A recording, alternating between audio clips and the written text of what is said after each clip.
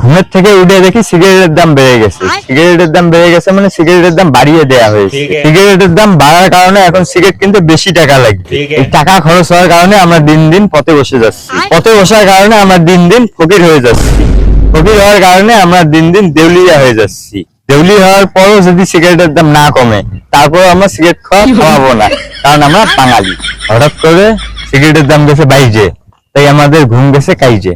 চলেন দেখে আসি সিগারেটের দাম বাড়ার কারণে বাঙালির কি অবস্থা, সিগারেট খাওয়ার জন্য তারা নিচ্ছে কি ব্যবস্থা।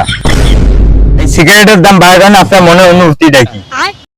কিসের আমার অনুভূতি? আমার তো কোনো অনুভূতি নেই ভাই, কোনো অনুভূতিই নেই। তাহলে মনে কি কষ্ট পেয়েছেন?